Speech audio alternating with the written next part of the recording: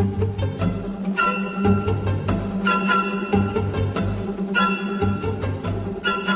guys, welcome back to another awesome, amazing episode of Push the Point. I have got an old testing partner back in last year's Nats, Matt Clark, who really did help me to get Viscerai over the line last year. And we did a really cool interview with him and our boys Rohan and Tom Penny a while back. We'll bring him back. He got top 4 in his Australian Nationals. Dude. Well done. Congratulations. How has that made you feel getting another top 8 win? Thanks, man. Pretty elated, to be honest. The whole journey to getting to that point was kind of crazy. I really only chose to do Iyslander pretty late into the piece. Yeah. And I was like, I love Iyslander. I don't care if there's Prism. I'm just gonna go for it. And then there was a shining little hope there that when Prism got banned, because there was Prisms everywhere in Australia, or at least in Victoria from where I'm from. Yeah.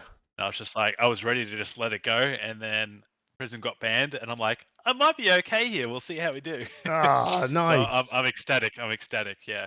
So let's move on to this amazing, cool, I want a deck.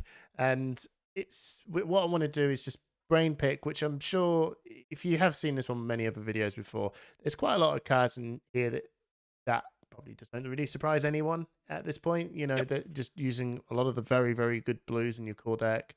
Aether Ice Fame blue, Aether Hail blue, Frost Hex. The Heart of Findle, when did you add that in? Because I think when I saw Scott mention Heart of Findle, a lot of it to me just went twigged and made sense. Was that an early find for you as well? When I started making the deck, obviously you just add all the obvious cards, I guess you could say. And yeah. The guy that I was building it with is Kevin from over in New Zealand, who doesn't get to too many events, but he's an incredible player. And we just kind of made the joke that we were like, God, Heart of Findle, you're always pitching a blue. Why not gain a life off it? And we kind of laughed about it. And then Kevin said to me, he's like, you know what? I would actually play it if I owned a heart. And I looked at him and I was like, well, I own a heart, so like, why not? Yeah. And then when we tucked it in and we started playing with it, you'd be surprised by how often that 1 extra HP or 2 HP per game makes a huge difference. It does. So it's actually one of the clutchest cards in the deck, to be honest. Like against, I think over the weekend, in every single game, I probably gained at least 1 life off it. So it was really, really good. It's a question really that I suppose really we'll touch on this now while we're here. So it's a question I usually throw everyone where if you ever have Command and Conquer's E-Strikes or you see a Fabled chucked into a deck, how essential is that card? Because we know that there's going to be some people looking at this going, oh man, really? That card's a lot of money. Do I really need to have this in order for this deck to work? So the question I throw to you is Heart of Findle really important to have in this deck to function? You don't need it to function, but what I've found, and this is more talking from someone from intermediate experience with the deck, not exactly like a ton of reps in it. You really want to do a lot of min-maxing as to what you do in the deck, and Heart of Findle really just does allow that. Because the substitute for Heart of Findle is usually just another generic blue that you would probably just be pitching anyway. So as I said, that extra life, that extra 2 life sometimes even 3 life over the course of a game can actually be super, super important. When you're trying to keep a full hand and they're coming at you for exact lethal, you'd wish you had that extra life. Wish you had that extra 2 life. Yeah. So whilst you can get away without it, and I can understand paying a couple of $100 for a pitch card might seem a bit ridiculous. It does help a fair bit. So if you got it, you got it. If you don't have it, you probably can get by, but I would probably push you to get one. It's a cool card as well. Anyway, it's a sick card. I suppose really people want to send around in their armories or don't panic. The deck, you could kill people out and win them without the deck. But if you're going to show it to nationals and stuff like that, yeah, every little Yeah, bit counts. That's exactly. probably a good way of thinking of it. Right, let's slam this out with the obviouses. We've got Aether Hail, Aether Ice Vein, Amulet Device, Frost Hex, Brain Freeze, Channel 8 Frigid. I think out of all of them, Channel 8 Frigid is like, well, this Yep. card is absolutely nutty. Cold Snap, Frosting, Insidious Chill, Ice Bolt, Ice Eternal. Now, is there a science with the amount of ice? Like, because when it comes to this, clearly you've got a lot of blues. That's the kind of really the easy bit. It's the ratios of how much ice do I need in this deck to perform in order to be able to get fuse effects off, in order to keep Channel 8 Frigid going. Is there like what's the ratio of ice that you found? Or is that something you've worked out? It's not an exact science. I mean, the main board had, I think it was like 24 ice cards, and in all the sides that you put in, you're usually adding at least 6. Okay. So if we were to talk a ratio, half your deck would Yeah. probably be ice cards. Yeah. And considering most of the fuse cards, or a lot of the ice cards are the 2 blocks because they have amazing effects. Yeah. And most of the non-ice cards can actually be the 3 blocks. So you're more often blocking with the 3 blocks than you are the 2 blocks anyway. That's true. So when you actually are starting to pivot later on in the game, you'll have a higher density of ice cards than that 50% later on in the game, regardless. So I never really had, maybe once or twice throughout the whole weekend, and maybe a couple times during testing, did I have times where I'm like, I can't fuse, and I've got a hand that I need to be able to fuse with. So Yeah. it was never really a big issue. No, So that's 30 would be the mark, I reckon. yeah. No, At least. That's fair. That's fair.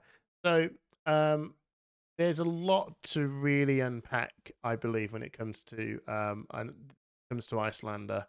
I believe as well we did a video before with Scott Mines and James Adams about a roundtable around Iyslander and some sort of key things to keep an eye on. So we talked a lot about what cards go into the arsenal, what cards don't go into, what to worry about when it comes to do I coronet peak or not, because Icelander's a very complicated hero. So I think yeah.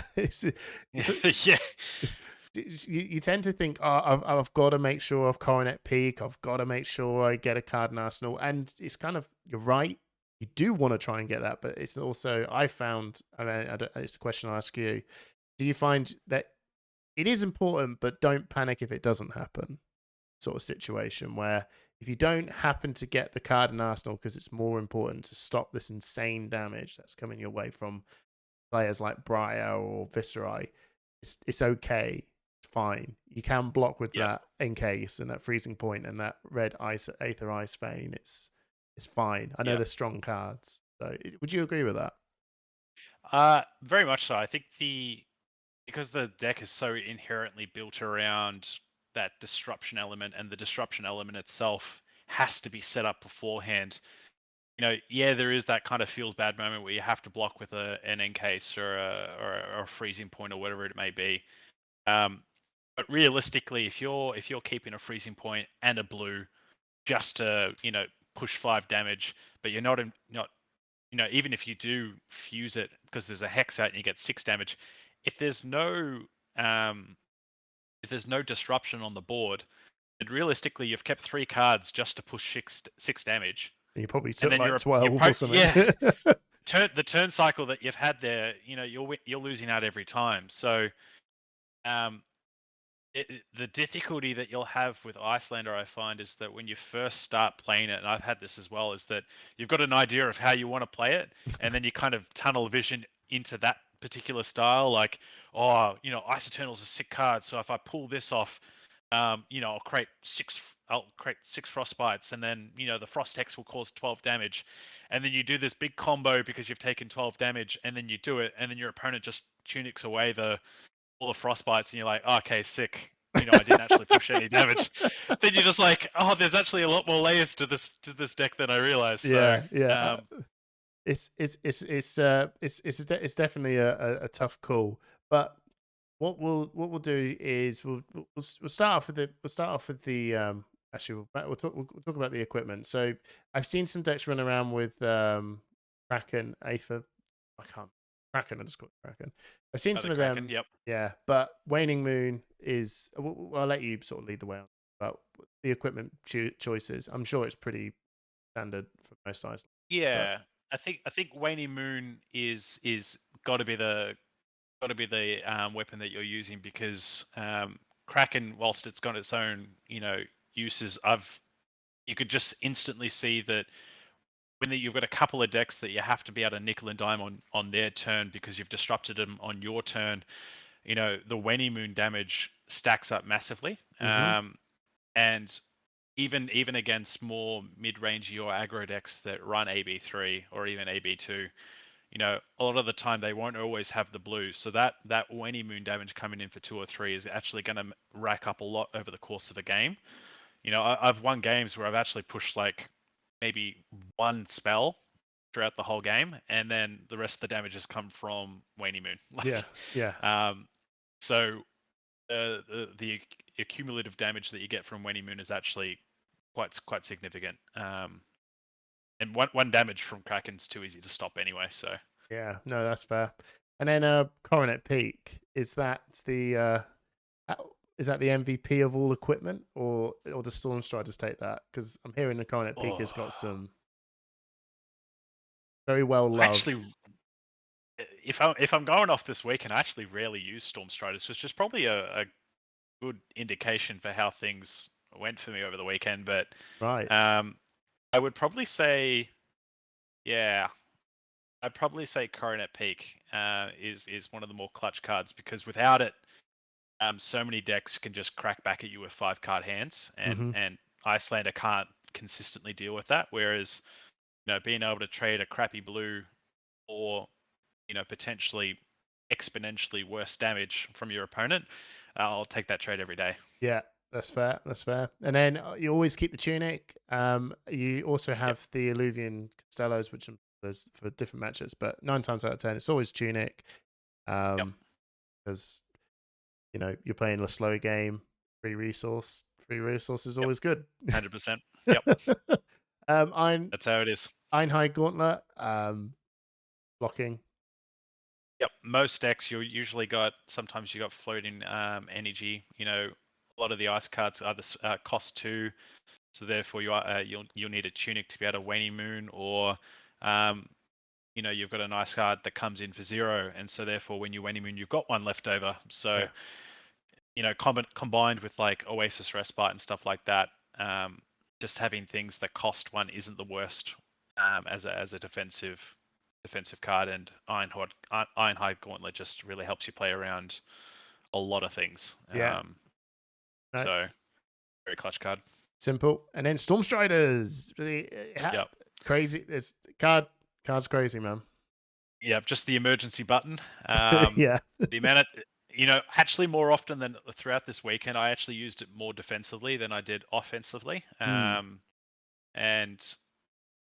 I think there was an example on stream where I got attacked with the Dominia and I killed it by Storm Striders during I think it was my round 3 match. Yeah. I was facing 10 damage from a Viserai, and I stopped their whole turn because wow. of Storm Striders. Oh, okay. Was it? I'm just going to imagine. Did it involve a revel? Yeah. So it was. I think they played Lead the Charge blue. I played Channel Lake Frigid from Arsenal, 1 card floating, and then they played Shrill through the Channel Lake Frigid. I blocked 1 or 2 cards, I think, and then they played Revel of Runeblood from Arsenal, and they had one energy floating, so they couldn't Rosetta. And I'm watching, and I'm like, oh, they were playing Ironweave at the time, so I was like, oh, they have to pop Ironweave here.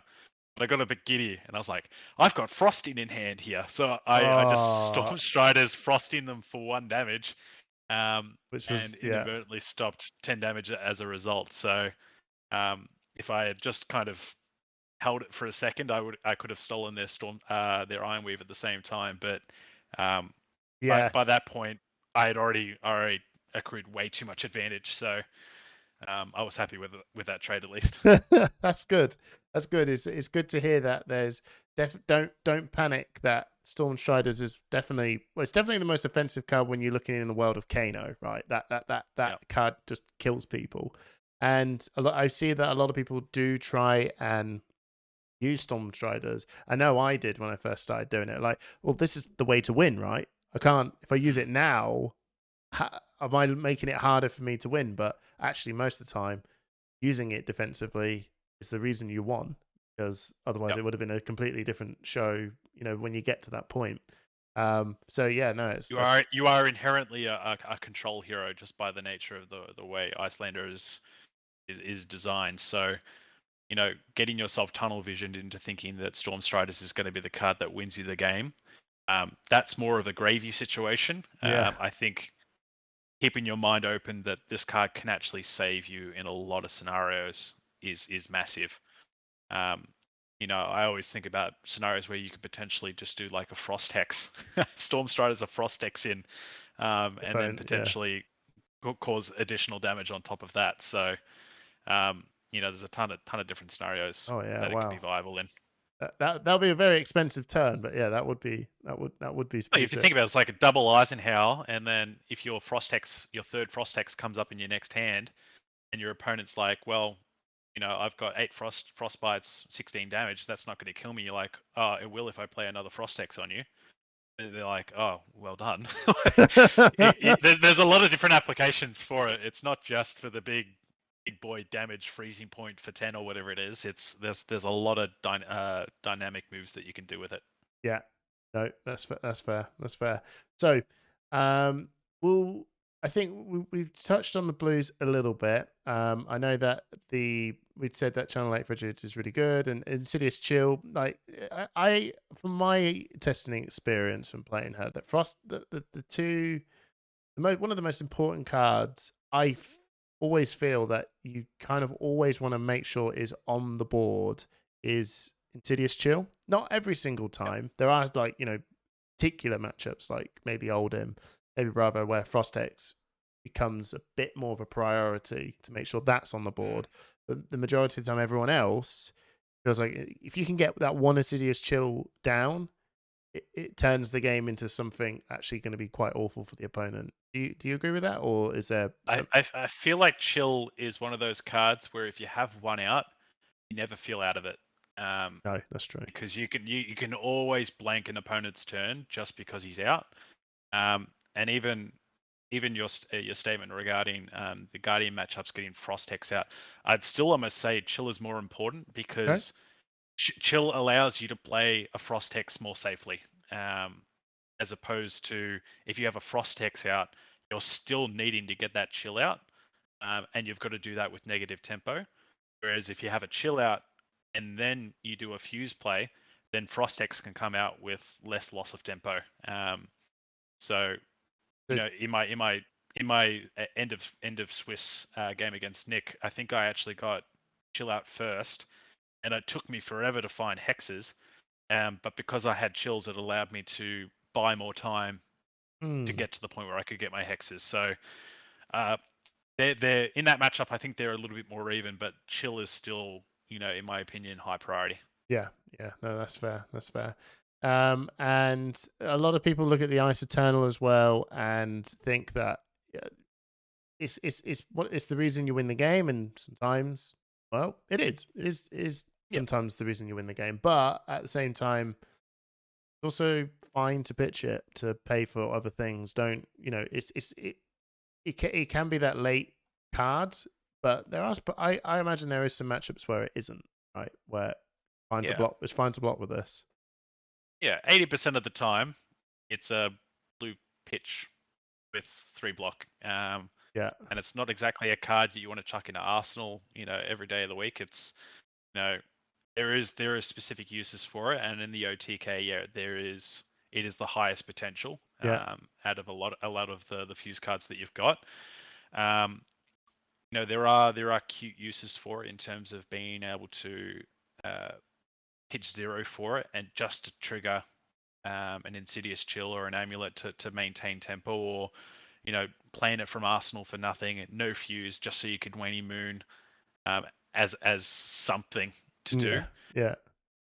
But yeah, it is too crucial of a card in too many matchups to not have it at 3. So No. it's got its places, but I feel like a lot of people, at least when you first start playing it, you read the text and you read what Frost text does, and you become way too over centralized as to that play. But Isoternal's got its place, but it's not the head honcho of the of the strategies that you need to do. So Sure. And we'll go through the Aether Hail and Ice Bolt. Just good ice blue. Good ice blues. Lots They of 3. attack from the yep. A lot of the time they're just fuse cards. They nickel and dime on your opponent's turn or on your turn. They're super clutch at maintaining life totals on turn cycles, and then they're super important in the Dromai matchup as well, because they put in a lot of work and often are underrated. So same goes with Frosting as well. And Frosting's even better. Frosting with against Dromai is pretty MVP a lot of the time, I feel. Yep. And we'll get the Amulet Devices. Kind of feels like they follow suit with the Insidious Chills in that sense of you can get it down. It's a free cost to do some Waning Moon, and it's just doing the Insidious Chill job of giving you that tempo, I imagine. Yep, just being able to slap it in Arsenal, play it on that next turn, give them a frostbite. It's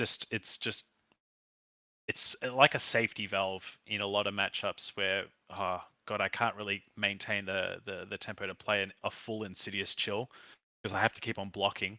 But at least I've got that Amulet Device that doesn't need me to keep 2 cards to play it. I can either go keep 1 blue, Arsenal the Amulet Device, and then do a Coronative Peak, rather than slapping down an Insidious Chill. Don't have anything to put in my arsenal, and then I leave myself open. So,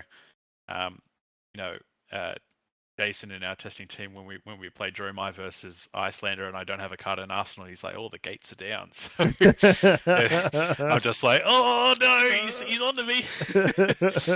So it is one of those just easier to play, because in aggro and those faster matchups, you'd be lucky to get more than 1 Insidious Chill down. So I agree. Amulet Device comes in clutch. Cold Snap. Now, I don't know about you, but I think when I first saw that card, you thought, yeah, this is pretty good. And then, oh man, I think it's one of my favorite cards in Iyslander. Just in the one deck. Of the best cards in the deck. Yeah, absolutely insane. It's basically just reads give your opponent a frostbite, potentially freeze their arsenal or an ally, which I often not used it a lot. And it's interesting that they, if your opponent's got a card in arsenal, it's the Dromai matchup, and you do it, your opponent has to decide whether or not they have to pay first before you actually decide if you're doing arsenal or the ally. Okay. That's what I believe is the interaction. So the fact that and you just get 3 free damage because you get your card back, like it's just nuts. But every time I see it, it's one of the cards I go, oh man, I have got to somehow, not if it kills me, but this card has like got to get into that arsenal if I can help it. Yeah, because it's one of those things where if you, for example, if you've got a blue, an Aether Ice Vein, and an ice card, you're going to be ripping a lot of cards from their hand. And so like one of the best cards that you can arsenal is a Channel Lake Frigid, so you can get that juicy 2-turn or 3-turn Channel Lake Frigid. But if you do it off like an Ice Vein and you're already ripping their hand, that Channel Lake Frigid is not going to get the max value that you can possibly get. So you don't actually mind having that Cold Snap in there, because it allows you to fix your hand for the next turn to maintain your tempo and maintain control of the situation that you're in. So, on my screen here, I've got Channel Lake Frigid and Cold Snap together, and I think that's a very strong pairing. So, yeah, no, I totally agree.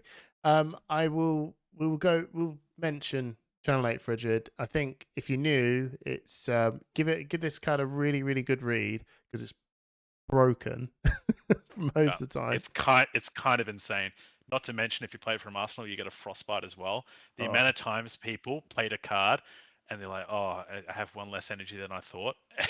it's insane. Like, yeah, kind of like Frigid is in, I would say, in every single matchup, maybe the Guardians. yeah, It's a 10 out of 10 card. yeah. And outside of that, it's still an ice card that blocks 3. Like, It's they obviously realized their mistake when they made Bleak Expanse by making it impact you as well, and yeah, also making it a 2 block, because they realized that Frigid was insane. So yeah, 100%. And then Brain Freeze. What was that? yeah, Yeah, interesting card. Brain Freeze was a late-ish inclusion. Originally we had blue Aether Ice Vein, and then we were like, oh, people are playing more 3 AB these days, so Ice Veins not going to get as much impact. So we're like, maybe we just want to see what your opponent's playing with, so you can more efficiently block and potentially even a rip a card in like 5, because 5's sometimes a tough matchup, and it's always nice to rip 4 attack from Briar on a Channel Mate heroic turn, Mm-hmm. because basically Brain Freeze says block 7 in that situation. But then we realized that both of them are just good, so we kept them both in. I mean, I only did Brain Freeze maybe once or twice over the weekend, but it's still a block 3 blue, so Yeah, and it still triggers Insidious, and it still triggers Eisenhower, so I ended up just running it at everything, because yeah, it's just a blue block 3 that fuses for free. So yeah, I yeah, don't mind it. yeah. No, that's cool. It's pretty simple, but it has its clutch moments and most of the time it's like you said, blocks and pitches. Now your Reds. Now Eighth of Ice Vein. Well, the blue. Yeah, we'll talk about it because in the red form. So Eighth of Ice Yep. Vein and Freezing Point are kind of your standout attack cards. Yep. They do a lot. Um, especially when you, like you were saying as well, you're mixing them in with the Insidious Chills. If you're fusing, Insidious Chills going to be taking cards out of their hand. Aether Ice Vein, if that hits, you just take it. It just annihilates cards. Freezing Point, I have found, is something that actually I thought it was okay when I first saw it. I was like, okay. And then Yep. I believe I watched you do your Eisenhower Weathervane into Freezing Point, and I suddenly went, "Oh yeah, I am a noob." That You is know what the that's funny thing about that is? what. Even though that's a sick combo where you're pushing like 9-10 damage off one source of damage, Yeah. I reckon 80% of the time I've done that combo, my opponent's always had the Oasis. Like, Oh right. and by the sheer fact that you can go Oasis Respite to clear the frostbites, the freezing point goes back down to its original Yeah. damage point, and then the Oasis Respite stops 4 damage, and so I keep a 4-card hand to push 1 damage. So Oh, it's a cool thing in retrospect, but it's one of those things that if your opponent has an out to it, it's quite a fragile combo. yeah, it's a So big out. freezing point's got a really high ceiling. When it's guaranteed damage, like it's insanely high guaranteed damage.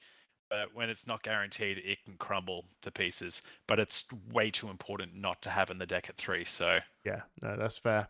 And in case, mhm. that's some people love it, some people don't run it. I think everyone kind of finds it okay.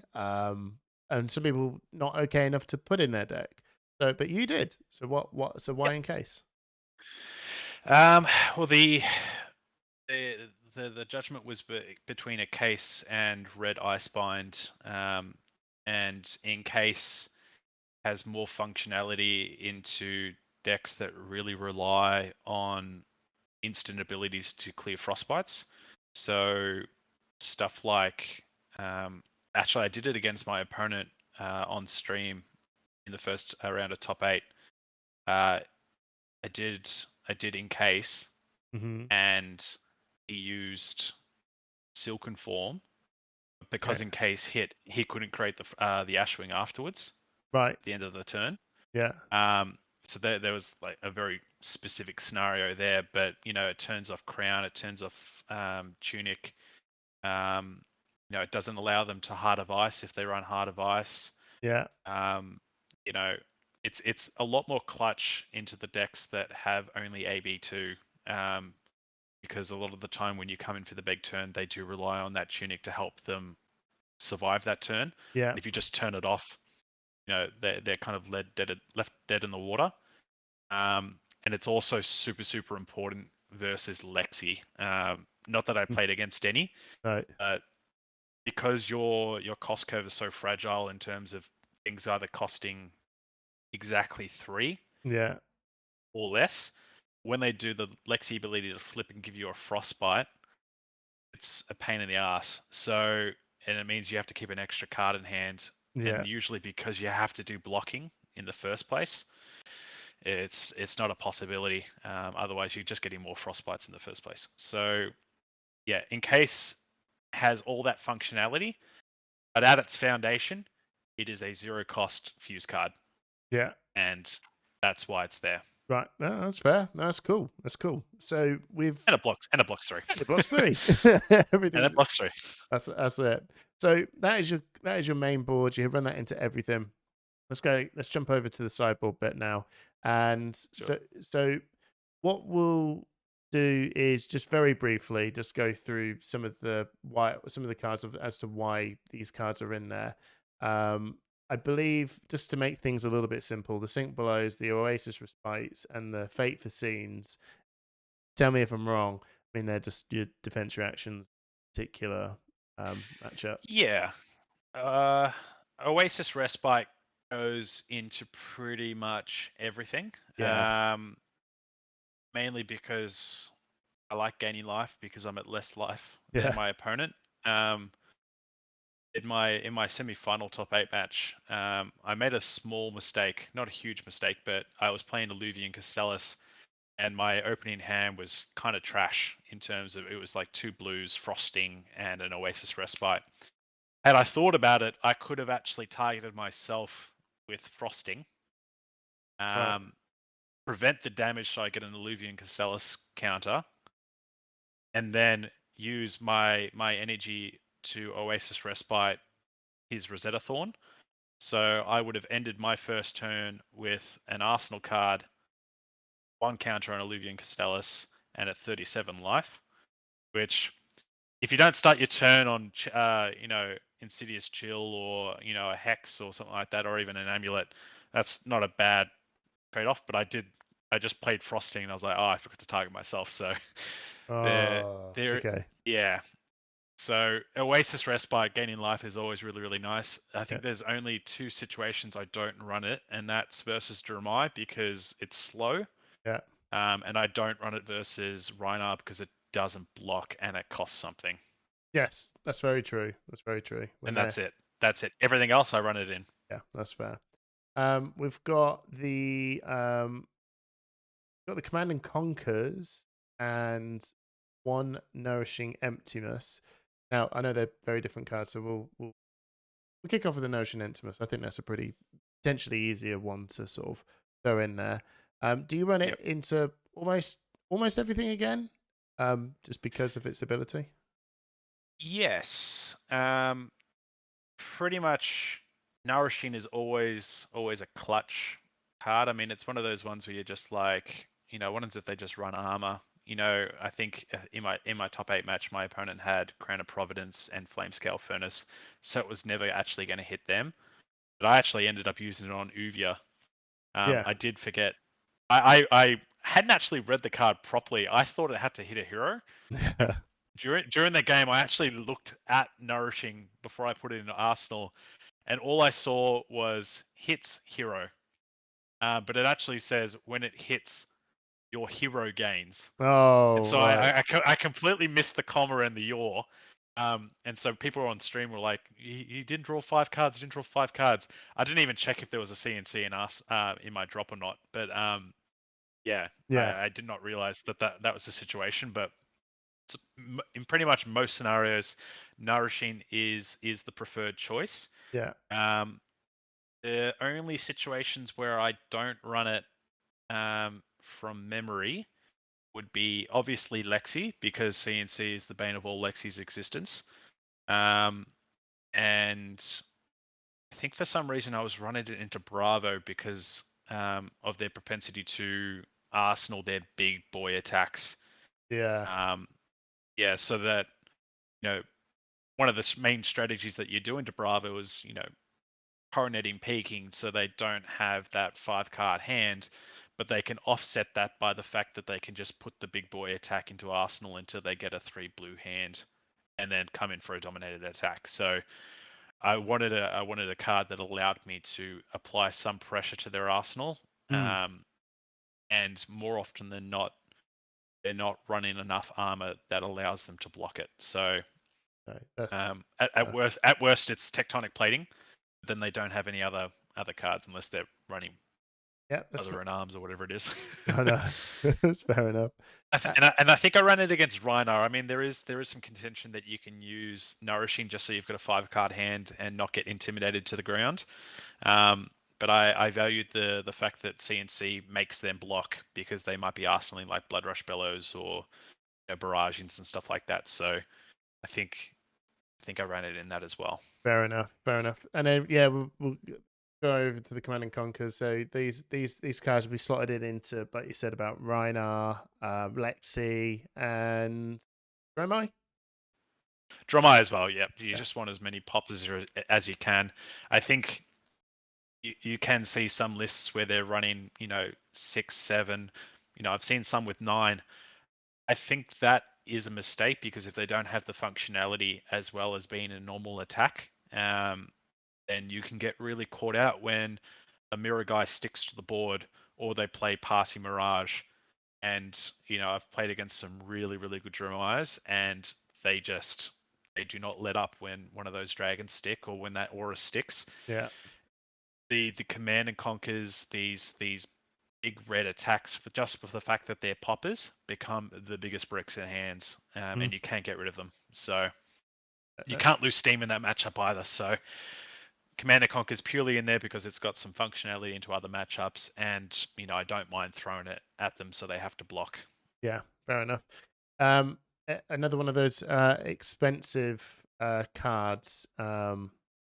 Is it vital that you have this, or do you think you can get around not owning Command and Conquer? Oh, you don't need Command and Conquer necessarily in this one. I was just more, Yeah, it's clutch. I've got them. It's clutch. You can get by playing commons like yellow fighting spirit to gain Yeah. a life, because gaining life is always amazing. Erase face has always got a really good value into mirror, as well as Viserai. They're always really clutch things to put pressure on. Erase face was actually originally in the sideboard as well, but I like 3 blocks, so it got cut. There you go. That's that. Yep. You've got 3 red Aether Hails. I'm trying to see if there's any. No, there isn't. So you've got 3 red Aether Hails. Yeah. What are they for? So the red Aether Hails are one of the few cards that made the cut. And that was more of a conscious decision because I know how good it is into Dromai, and I was conscious that a lot of the prisms would switch to Dromai just by the nature of illusion's insane value if you don't have the things that deal with them. So Icelander's already got a crap matchup into Dromai, and I needed things to manage it. And as you saw in stream, Either Hail Red saved me from a Dominia sticking on board. So it was insanely clutch, and in the other matchups that you have to run it in, just because you need it, it acts as a 6 damage with Waning Moon off a blue. And it's also a really sick Stormstrider's target for when you're going for a kill on their turn. Cool. So it's just cheap. It's easy to play. And it blocks 3. And it blocks with 3. And it's a nice card, so can't complain. Yeah, there's the amount of times actually there's been some very key moments actually where you would I think I wanted to try and keep channel like Frigid up or something, and yeah, I had this in my hands. You know what? I'm going to pitch this to play Old Snap or something, Yep, and then you can then just like Waning Moon for another blue card, and it's actually like, you know what? The fact this is a red is brilliant because it actually is is the sole actually massive. reason. Yeah, you don't want all these blues. You're like, oh god, I actually can't put pitch 2 cards because you actually will give me 2 minutes resource. And it's actually massive in the Dramai matchup because Dramai is one of the few matchups where you run both the red hail and the red Weathervane. So Right. both of them being ice cards that are red, and so you don't want to force them if you don't really need them, because Channel Lake Frigid is single-handedly the greatest card in that matchup because they just Mm, can't do anything.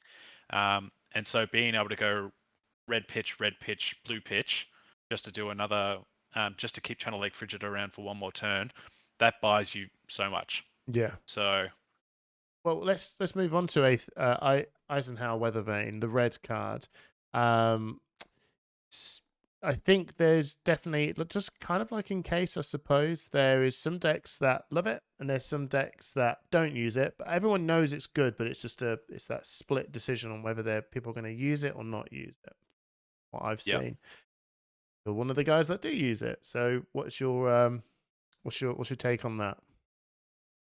I think that most people will put Eisenhower versus Sigil of Permafrost, and you'll play Iyslander with one of those 2 cards as one of your win cons, especially for the more OTK matchups. Mm, I found that Weathervane just allows me to be more assertive than Sigil of Permafrost, and Sigil of Permafrost always seemed to be more of a brick than Weathervane. At least Weathervane can be pitched for Channel Lake Frigid. At least it's an ice card. Um, you know, and it doesn't need a lot for it to pop off and do what it needs to do. yeah, Whereas Sigil of Permafrost, you need a lot of things to be set up for it. Because most people will say you can just Sigil of Permafrost and Weenie Moon, but it seems really low value. yeah, Whereas if I do Eisenhower with an Encase, your opponent's got a really difficult decision where they've got to say, do I keep cards in hand so I can play through the frostbites, or do I stop the Encase and just leave the frostbites? So it's that weird decision that you have to put them in. Whereas if you front up with a Sigil of Permafrost, they're just like, I just have to stop this. mm. Um, so Plus, you as know, well, if you have a Heart of Ice on the board, the Sigil Permafrost just feels like the worst thing in the yeah, world. and I think that was the big thing where I had the opportunity to. It's funny, before Nationals, I actually only played versus Oldhim once on the Eisenhower build. And I did the combo and I won, and I was like, all right, well, this is doable. And it seemed pretty straightforward. All the other testing had permafrost in various iterations, whether it was three red, 3 blue, 2 red, 2 blue, 1 red, 2 blue, just 1 blue. And every single time that I got permafrost in my hand, I said, this is a brick. This is a brick. This is a brick. This is a brick. And then when we started testing, instead of Tunic, we tested Heart of Ice. I'm like, this is actually losing me the game. So Oh, yeah, it yeah, got to the point where we were just like, we want to be more assertive with how we play the game, because there are so many matchups that need us to be assertive. Otherwise, we get run over. And when it comes to versing against an old him that's got 3 blues or 3 blues in a hand and an Oasis Respite, or 4 blues in hand and an Arsenal, Sigil of Permafrost is not necessarily going to cut the fat on that. that's true. Whereas even one one Eisenhower or a double Eisenhower, which is not the hardest thing to stack, if you manage your life correctly, that does the job Yeah, 90% of the time. yeah. No, that's fair. That's fair. So, Channel Bleak Expanse, you've also got that in there. Sorry, I tell you what. The Eisenhowers. Is there what particular matchups do they get thrown into? Are they something that you when are they that you throw into some more of the aggressive types, or is it kind of something that you throw into everyone? How do you put them in? It's the only time because it was a pretty late inclusion that I did the switch completely off permafrost. Yeah, It's definitely in for Oldhim. It's definitely in for Dramai, because of how much it just stops their turn. yeah, I think I run 1 or 2 into Bravo just to have that option, yeah. because it is a hex matchup. Hmm. I can't like Dorinthia is a hex matchup to a degree as well, but I can't afford to run them because of the amount of defense reacts I'm running and the disruption I need to run. So, like for example, you wouldn't run hypothermia into Oldhim or Bravo because they don't have go again. Yeah, You need to run it into Dorinthia because you can do it on Chainlink Resolution to stop their second swing. So yeah, it's cards like that that steal the spot of Howl in that matchup.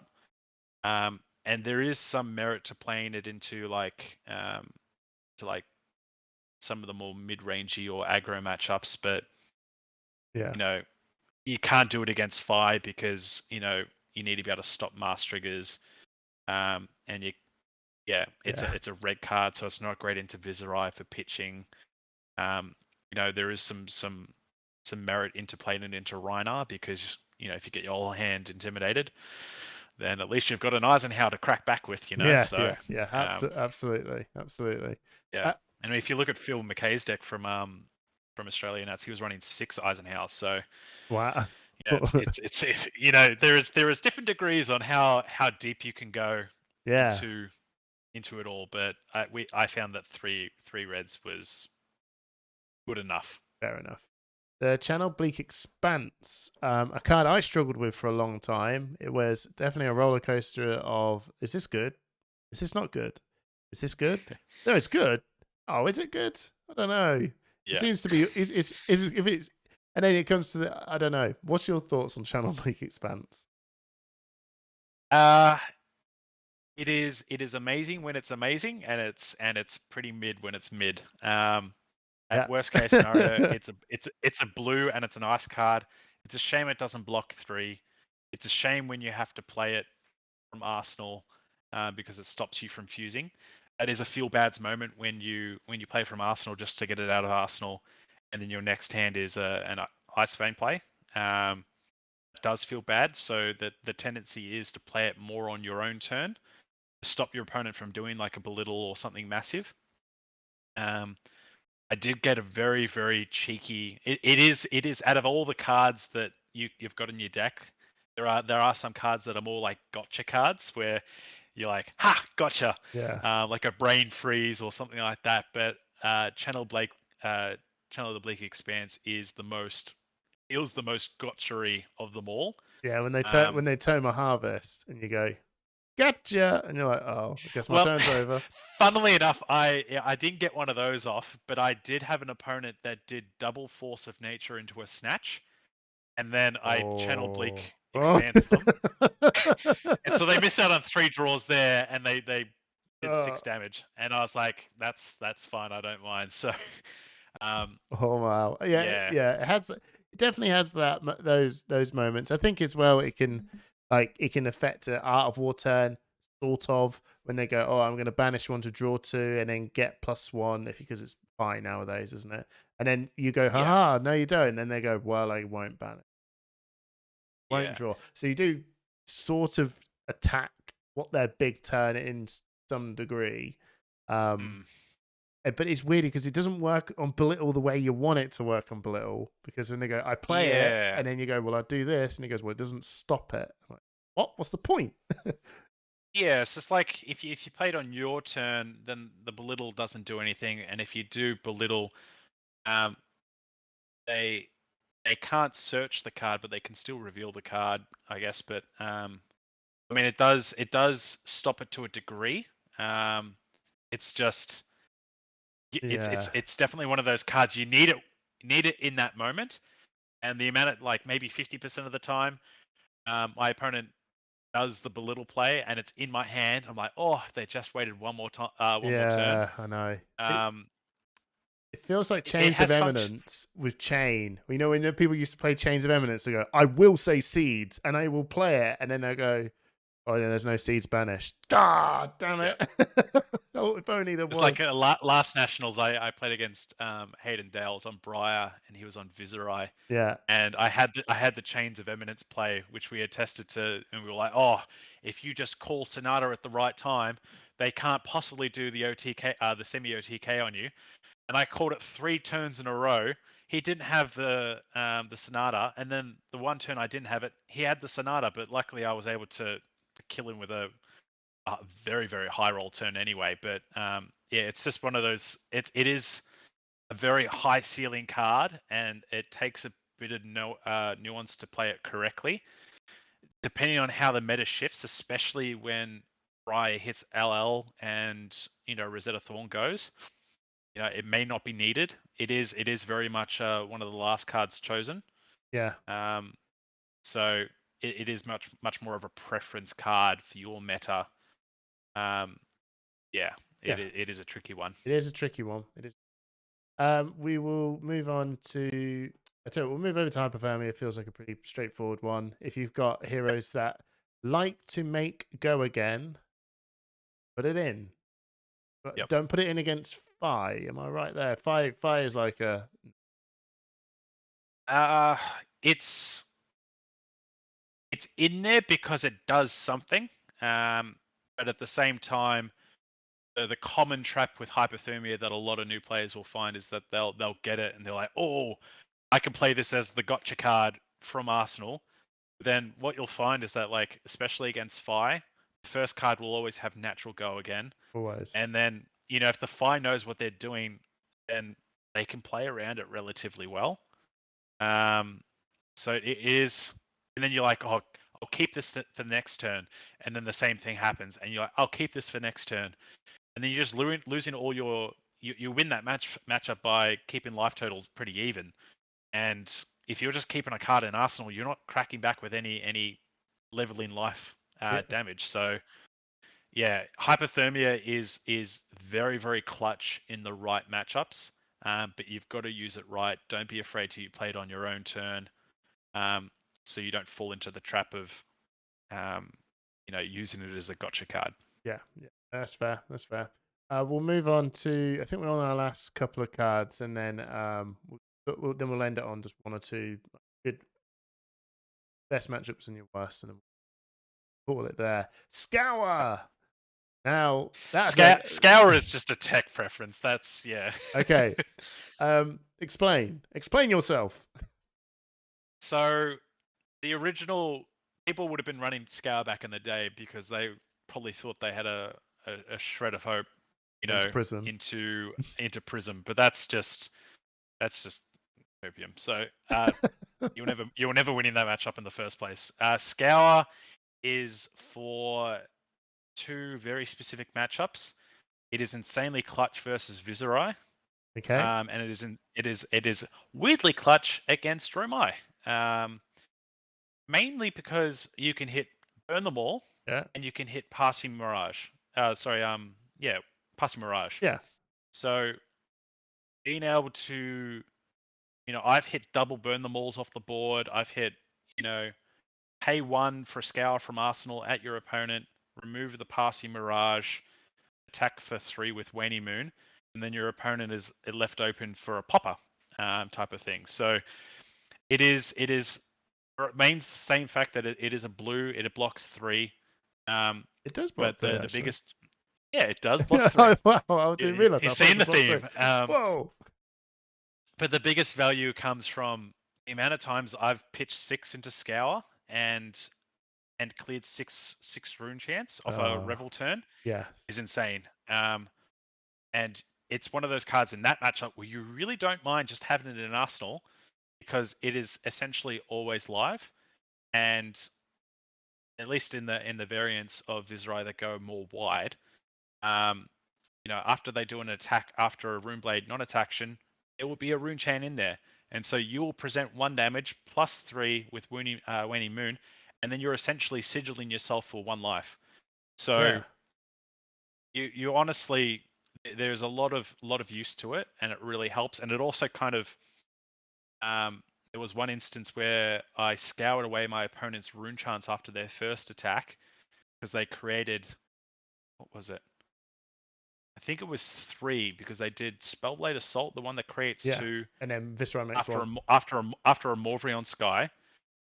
So they had 3, and then they were planning on doing Rune Flash, but because I scoured away their rune chants, they couldn't play the Rune Flash, and they were a little bit salty about it. So, and then they Yeah, didn't want to, and then they didn't want to put it into Arsenal because they didn't have any rune chants to play it the next turn, and then it ended up being potentially a very, very big brick. So we kind of had a bit of a laugh about how uh, just in specific spots it actually was kind of clutch. I remember I was playing up against Viscera in this. Oh no, also no, I was playing this. I was playing up. Yeah, I was playing up against Viscera, and no, I was Viscera. Sorry, I was Viscera. I was playing up against Iyslander, and I was like, I think I'm gonna slam the hell out of you. I've got a rebel.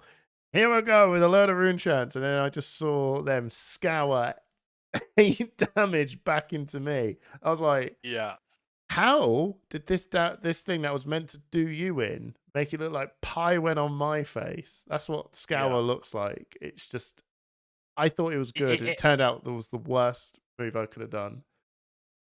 there is specific scenarios where it is insane. A lot of people when they first try it may get caught out because of the way priority works and like the way rune chants work. So like people will think that they can pop the rune chants when they're on the stack, but as far as I'm aware, that still causes the damage to come through because they've already left and they're on I the stack. Yeah, I'm not sure because I think Yeah. maybe that's also the world of what we're looking at with Talishar Online, right? Because Talishar Yeah. Online does this thing, I think everyone just sort of goes, well, that's how it works, right? Because you do each rune chant individually. So when it goes off, the first one triggers, and then it's like they're all manual triggers, Yeah. one after another, kind of like a frostbite. I think that's how people. Yeah, And my impression is that they all go on the stack, and then you resolve each one individually, being their own individual source of damage. But because they all leave at the same time, they don't leave one at a time. right, Therefore, you can't well they're already active, I guess, for the damage process. So I mean, I have no rules aficionado or anything like that, but as far as I'm aware, that's how I've always played it, and which is the yeah, safer bet. yeah, Yeah, because you don't want to get caught out thinking that you'll hold the scour for them to maximize their rune chance, and then you get caught out. You've now got a scour in your arsenal that does 0 damage. yeah, that's You true. know, that's a feel bad moment. So, yeah. So scour's more of a funny tech, and as long as Dramai's around, I might play it. Who knows? But Yeah, yeah, yeah. yeah, that Uh, was more of a let's do this. I will say, just real quick, the energy potions are for the Frost Hex, like battle plan. Do you ever run them in any other way? Like, do you always have one in? Maybe I don't know. I run them in. What do I run them in? I run them in Dash, funnily Right? enough, because Dash has a weird interaction. Obviously, when they start with Heclo Pounder, you've just got to survive, and then you've got to. Unlike the other Runeblade matchups where you're being able to maintain life as you get lower and lower, Dash is always going to get you first and get you down. And Pot is something that you can just play from Arsenal, and you can either pop it straight away and get your three damage in, obviously if that's live, or it helps you pivot later on to be able to kind of work that advantage back down in your favor. Yeah, Because yeah, Dash is a crap matchup for you as well, just because of how fast they get out of the gate, and then if they even mid or high roll you from that point, it's really really tough. So you need the cheeky resources to make your turns as efficient as possible for the pivot back. fair enough. I noticed that you got Arctic Incarceration into the sideboard as well. What specific reasons are that? Because I would have thought they're main board. Arctic Incarceration is card 79 and 80 for me. Right, Um, the reason being, one, it doesn't block 3, right, yeah, um, important. and it's terrible on your own turn. It doesn't have go again, and doing it on your opponent's turn 2 frostbites is still very, very manageable. Okay, so what do they go in for? It's purely the 79th and 80th card for Frost Hex matchups to up ice blue count. Right.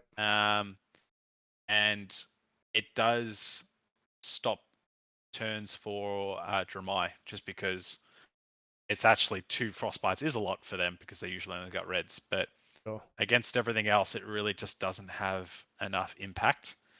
Because I know all the rage was running all the 2 tax cards like Arctic Incarceration, Winter's Bite, all that kind of stuff.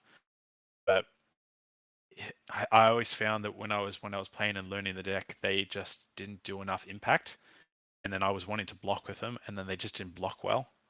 Got ya. And yeah, it got to the point where I'm like, if a card blocks 2, it better be good.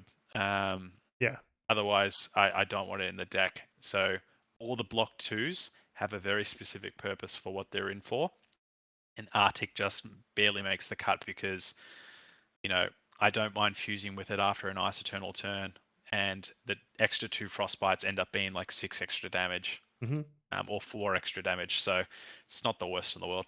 No, that's fair enough, man. Right.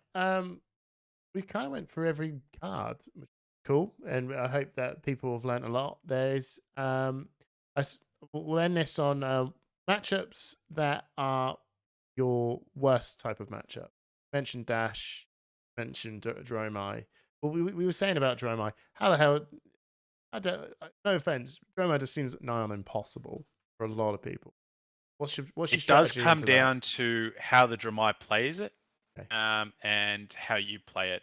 So it is a very much above the shoulders matchup, less than the deck that you've got, because I've played against decks that have got Thamai, Uvia, tons of blues, but if they play it wrong, they get blown out of the water. And then if the Iyslander plays it wrong, the Iyslander gets blown out of the water. So right, I will reinforce it is not a good matchup. Yeah, Because it is just hard to clear things from the board as a wizard. And yeah, I think Dramai is just a matchup where you've just got to go face as much as possible. I've got a rule that I only care about the 2-cost dragons. Whether it's Hyloria or Chromai. right. And the only pain in the bum are the 4 health or higher, ignoring Uvia and ignoring Miragai and ignoring Necria. Yeah. So the only ones that are a pain in the ass are Thamai, because if you don't have the out to it straight away, that's where Metacarpus Node's so important, because at least you've got Ice Vein Blue, you've got Encase, you've got Ice Bolt. They can all be Metacarpus Noded to 4 to be able to clear it. But then you're obviously at risk when they inevitably drop Dominia on you. Yeah. If they get Tomotai on you, well done to them. They somehow had 2 blues in their hands and you didn't disrupt them the turn prior. But Dominia is a lot easier to get down for some reason, and it's usually a high priority. So even Optimi, man, if they get that down, sometimes you'll be like, well. Well, Optimize not even the worst, because it's just damage, and you can actually prevent the arcane damage as well. So, like, I have a saying in my locals, I'm like, it's just damage, and that's what Optimize is. It's just damage. Yeah. And if you can pop it straight away, or if you do a freezing point or an ice vein, or for 6 on them with the Metacarpus node, yeah, you lose a lot of tempo a little bit there, but they also spent all their resources on that turn to get rid of it. So, Yeah. I mean, it's one of those matchups where you're trading Metacarpus node and you're trading Striders for their one-off plays. If they get more than 2 Thermais down, then you're generally losing the matchup anyway. So Yeah, not much you can do there. But that's true. You were saying yeah, about so Dash. it's You're saying about Dash. Dash is a hard matchup. Kind of surprising, but to be honest, probably because I haven't seen a lot of. I haven't tested a lot into it myself. So what is it about Dash that makes? Dash is just a lot of damage. Yeah. Just a lot of damage. if they come in with like combustible couriers with the +2s plus a Goliath gauntlet, you just don't have the block to stop it all, as well as do something on your own turn. And it's so consistent, and eventually you get to the point where you can't fatigue them because you don't have a weapon that does damage. You don't have a massive fridge to help you block. You just need things to line up really well. This is a matchup where Channel Lake Frigid really shines. Hypothermia really shines. Everything else kind of is pretty mid into it. The extra defense reacts help maintain life on those turns with the Teklo Pounders, but yeah, it's tough. I mean, Yeah, that's fair. and I know Erase Face was one of those matchups where you have to block Erase Face, so Right. because the boost doesn't work otherwise. Yeah. But as you know, everything blocks 3 in Dash because that's just the way Dash is. So you've got to basically find your window after the Teklo Pounder turns and hope that they don't get down like a induction chamber. If they start with an induction chamber, then the whole matchup changes and you're actually in the driver's seat. Right. But if they start with a Teklo Pounder and then they establish another item, then it's pretty grim. Oh, Pretty fair grim. enough. Fair enough. Oh, Matt, thank you. We're going to leave it there because it's been a good while. So Yeah, it's a long lost track of time. No, it's all good. I'm going to say thank you so much for your time and giving us your experiences and your thoughts on Iyslander and the deck, and giving us a rundown on the deck that you've brought along. You've opened my eyes on a couple of things on what I thought was value, what I thought wasn't, and yeah, it's interesting because speaking to now you, and I've had a chat with Scott Mines and James Adams. Each and every one of you have a take on something and a take on another Yeah. card that they value and some don't. It's really fascinating, and it shows that actually, as much as you probably see some of the same core cards, there's actually quite a lot of very small, subtle changes that have, Yeah. really do make the deck very quite different. There is so much depth to this hero in terms of how you build her and how you play her, because you'll find that there are some heroes that you can build that hero one particular way, and then the deck plays itself. But Yes. Iyslander, you really need to know specifically why that card is in the deck, Yeah. and its function and purpose, and that function and purpose changes, almost from matchup to matchup. Yeah. And I owe a lot of credit to Kevin just for being smarter than me at this game and helping me realize some of those things. But I'll throw